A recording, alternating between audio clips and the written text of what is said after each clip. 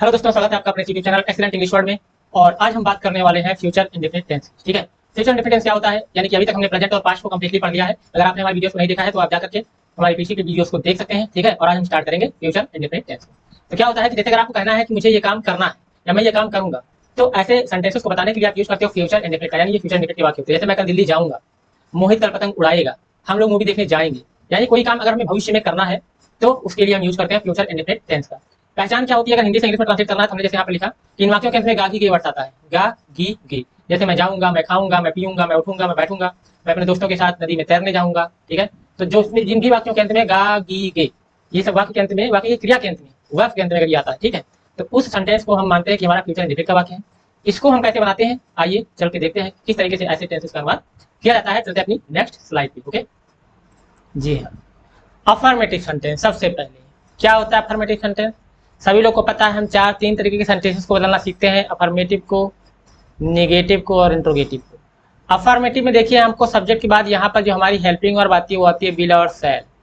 ठीक है, तो फ्यूचर इंडेफिनिट में हम हेल्पिंग वर्ब को यूज करते हैं विल और शैल को, और उसके साथ आती है वर्ब की फर्स्ट फॉर्म, और उसके बाद हम लिखते हैं ऑब्जेक्ट को। नेगेटिव बनाना है तो हमको पता है कि हेल्पिंग वर्ब और मेन वर्ब के बीच में हम नॉट लगाते हैं, तो सब्जेक्ट के बाद will shell plus not plus verb की फर्स्ट फॉर्म प्लस ऑब्जेक्ट। बहुत ही सिंपल सा रूल है इसका। इंट्रोगेटिव बनाना है तो विल शैल के साथ के बाद सबसे पहले जब वाक्य क्या से शुरू होता है तो ऐसे में हम सबसे पहले क्या लिखाते हैं, वही हेल्पिंग वर्ब बाहर कर देते हैं, विल या शैल प्लस सब्जेक्ट, नॉट है तो नॉट प्लस वर्ब की फर्स्ट फॉर्म और प्लस ऑब्जेक्ट। ओके, तो नेक्स्ट चलते हैं। जब क्वेश्चन वर्ड बीच में आता है तब क्या करते हैं, तो ऐसे में हम उसी के पहले क्वेश्चन वर्ड चिपका देते हैं। ठीक है, चलिए चलते हैं अपने डायरेक्ट सेंटेंस पे। अब एक चीज यहाँ पर रह गया है कि विल और शैल दो चीजों का यूज किया जाता है, दो हेल्पिंग वर्ब्स का।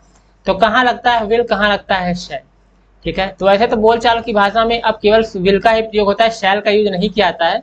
लेकिन रिटन इंग्लिश में हम आई और बी के साथ यूज करते हैं शैल का। ठीक है, शैल का यूज होता है आई और बी के साथ, और other with all other subject, यानी बाकी चाहे जो भी आपका सब्जेक्ट हो उसके साथ आप यूज करते हो विल का। ओके, सब के साथ हम क्या यूज करते हैं विल, और शैल यूज होता है आई और वी के साथ। तो चलिए अफर्मेटिव सेंटेंसेस को हम की तरफ बढ़ते हैं और कैसे हम देखते हैं उसको कर पाएंगे। ठीक है, ये रहा अफर्मेटिव सेंटेंस हमारा। पहला सेंटेंस ये है कि मैं कल दिल्ली जाऊंगा। ठीक है, तो रूल मैंने क्या बताया था, सब्जेक्ट के बाद आप लिखते हो विल या शैल। ठीक है, उसके बाद आप लिखते हो आपकी फर्स्ट फॉर्म प्लस ऑब्जेक्ट। तो इस रूल से हम इसको बनाएंगे। जैसे पहला है मैं कल दिल्ली जाऊंगा, तो क्या हो जाएगा, सबसे पहले आई की इंग्लिश आएगी, मैं की इंग्लिश आएगी आई। आई के साथ आपने अभी पढ़ा कि आई के साथ हम लिखते हैं शैल, आई शैल। वर्ब की first form go to Delhi, तो I shall go to Delhi tomorrow. कल जाऊंगा ना, क्या हो जाएगा टुमारो, तो I shall go to Delhi tomorrow. चलिए हम जो है इसको अपने टाइप करके ही क्वेश्चंस को करते हैं। अगला है मोहित कल मोहित मुझे एक गिफ्ट देगा। ओके, तो मोहित, सबसे पहले मोहित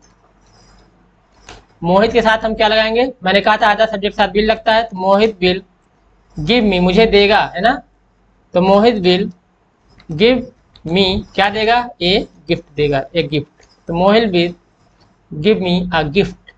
ओके, नेक्स्ट सेंटेंस है मेरी माँ मेरे लिए खिलौने खरीदेगी। सब्जेक्ट क्या है हमारा, माई, मेरी मदर, तो माई मदर।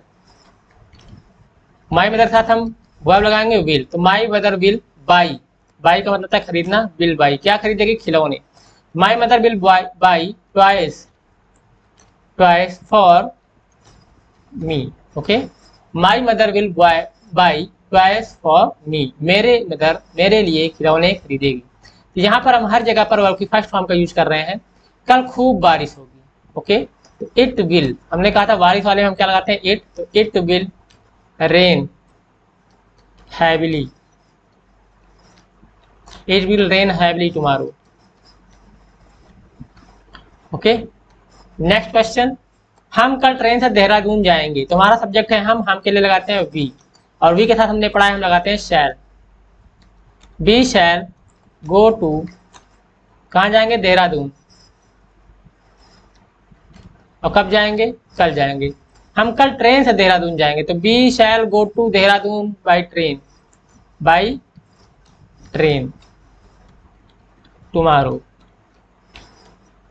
ओके, तो we shall go to Dehradun by train tomorrow. Okay, तो इस तरीके से हमने अफर्मेटिव के सेंटेंस किए। आइए इसी तरीके से कुछ नेगेटिव करते हैं, इंट्रोगेटिव करते हैं, और लास्ट में कुछ बहुत ही अच्छी चीज रह गई है जिसको हम लास्ट में आपके लिए बताएंगे। ठीक है, तो लास्ट तक वीडियो को जरूर देखिएगा, और चैनल को अगर अभी तक आपने लाइक नहीं किया है, वीडियो को अगर आपने लाइक नहीं किया है तो लाइक कर लीजिए, और चैनल को हमारे सब्सक्राइब कर लीजिए, बेल आइकन को भी प्रेस कर दीजिए ऐसी ही वीडियोस के लिए। ओके, चलिए नेगेटिव सेंटेंस देखते हैं। विद्यार्थी कल स्कूल नहीं जाएंगे।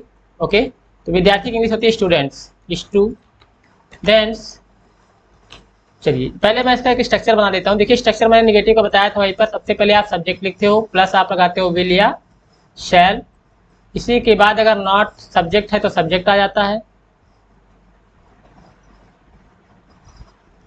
नहीं विल या शैल के बाद आता है पहले नॉट, सब्जेक्ट प्लस विल या शैल प्लस नॉट प्लस वर्ब की फर्स्ट फॉर्म, प्लस क्या आ जाएगा आपका। ठीक है, ऐसे विद्यार्थी कल स्कूल नहीं जाएंगे तो स्टूडेंट्स क्या नहीं करेंगे,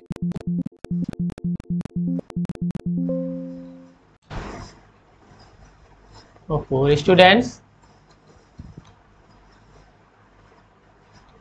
will not go to school tomorrow।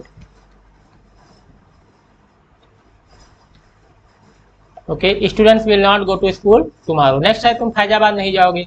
तुम की इंग्लिश आई यू, यू के साथ आप लगाते हो विल, यू विल नहीं जाओगे, यू विल नॉट गो, कहाँ नहीं जाओगे, टू फैजाबाद।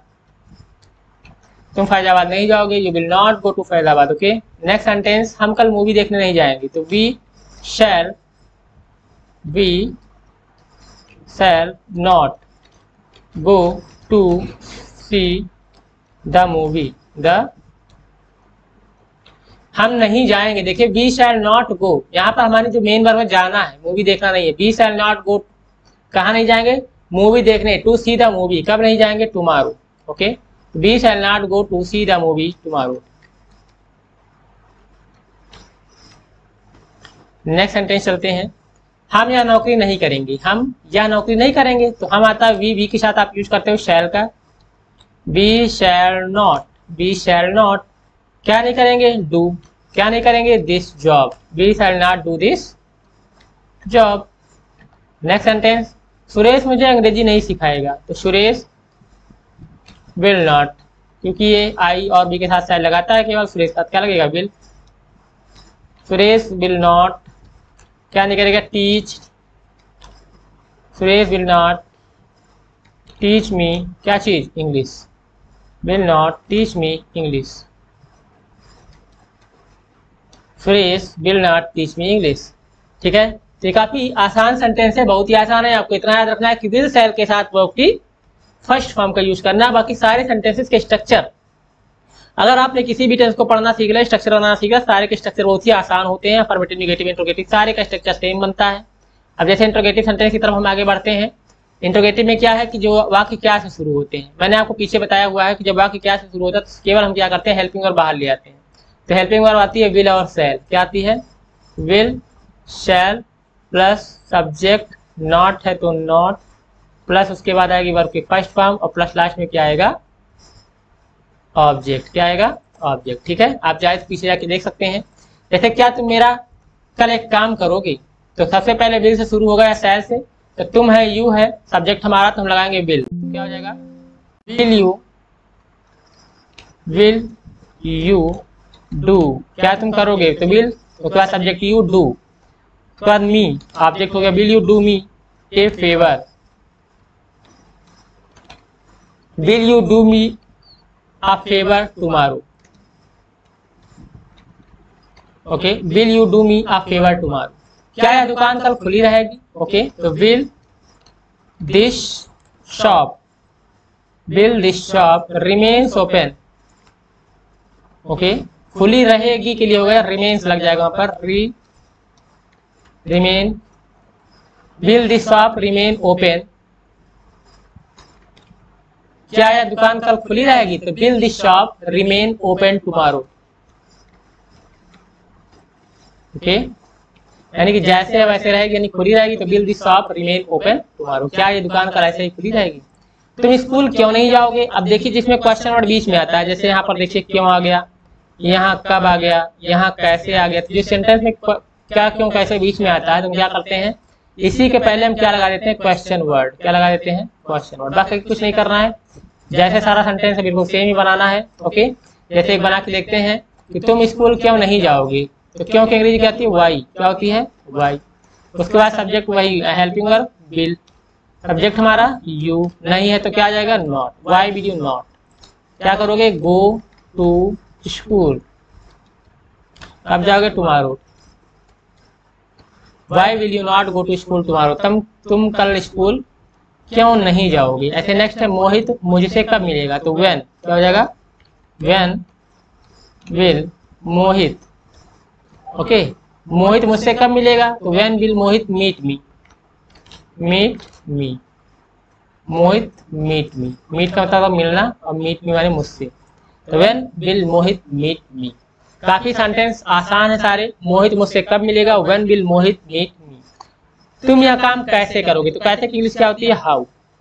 हाउ, हाउ के बाद हेल्पिंग वर्ब क्या लगाएंगे, क्योंकि यहाँ पर हम तुम की बात हो रही है, तो how will you do this work, how will you do this work, तुम यह काम कैसे करोगे। तो हाउ विल यू, देखिए वुल हो गया यहाँ पर, सही कर लेते इसको,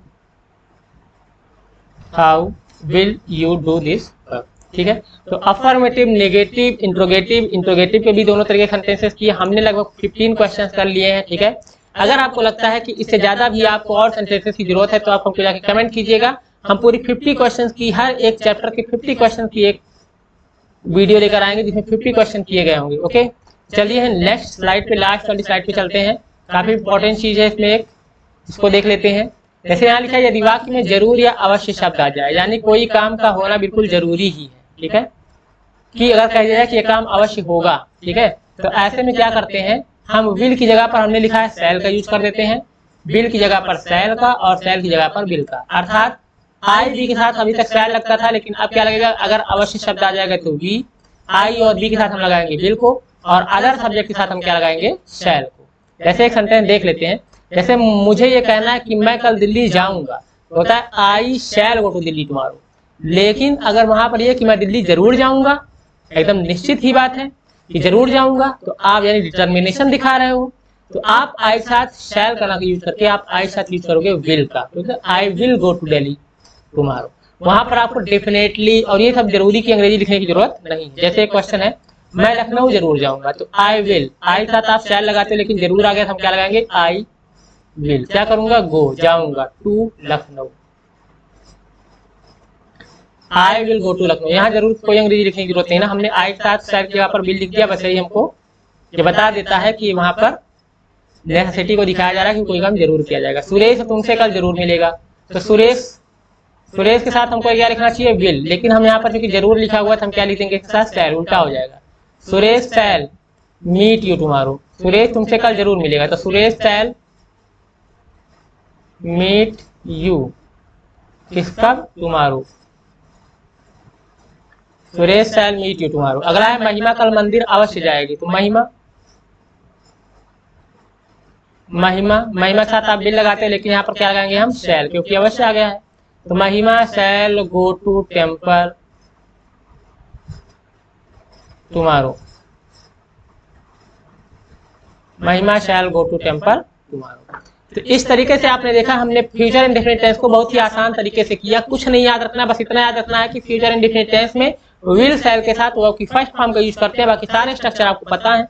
ठीक है, तो वीडियो कैसी लगी है, अच्छी लगी है तो लाइक करें, सब्सक्राइब करें हमारे चैनल को ऐसी ही वीडियोस को देखने के लिए। तो मिलते हैं नेक्स्ट वीडियो में। Thanks for watching, till then.